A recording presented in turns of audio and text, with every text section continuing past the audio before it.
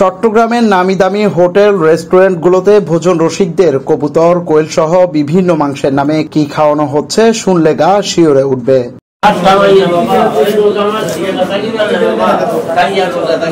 আনোয়ারা থানা পুলিশ বস্তাভর্তি প্রায় 700টি জবাই করা বাবুই, চড়ুই ও শালিক পাখি সহ 3 প্রতারককে গ্রেপ্তার করার পর তাদের জিজ্ঞাসাবাদে উঠে আসে এই চাঞ্চল্যকর তথ্য।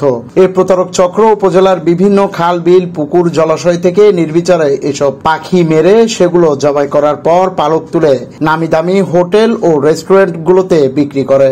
আর নগরীর এসব নামি দামি হোটেল ও রেস্টুরেন্টগুলোতে ভোজন রসিকদের এসব পাখির মাংসকে কবুতর, কোয়েল, ডাহুক, পানকড়ি, ঘুঘু, বকের মাংস হিসেবে খাওয়ানো হয়। পুলিশ জানায় ওই 3 ব্যক্তি কয়েকদিন ধরে আনোয়ারার ইছামতি নদীর আশেপাশের এলাকা থেকে এসব পাখি শিকার করেছেন। এরপর এসব পাখি জবাইয়ের পর 3টি বস্তায় ভরা হয়। সন্ধ্যায় বস্তা 3টি নিয়ে একটি সিএনজি চালিত অটোরিকশায় তারা চট্টগ্রাম নগরের দিকে যাচ্ছিলেন। খবর পেয়ে তাদের গ্রেপ্তার করা হয়। বন্যপ্রাণী সংরক্ষণ আইনে মামলা করে গ্রেপ্তার 3 জনকে আদালতে সোপর্দ করা হয়েছে বলে জানান আনোয়ারা থানার ভারপ্রাপ্ত কর্মকর্তা। রেস্টুরেন্টে সাইজ অনুযায়ী বিভিন্ন নামে বিক্রি করে, যেমন শালিক, গুগু, বক, ডাহুক, পানকড়ি এসব নামে তারা সেখানে এগুলো বিক্রি করে এবং ভোজন রসিকরা সেখানে এগুলো খায়।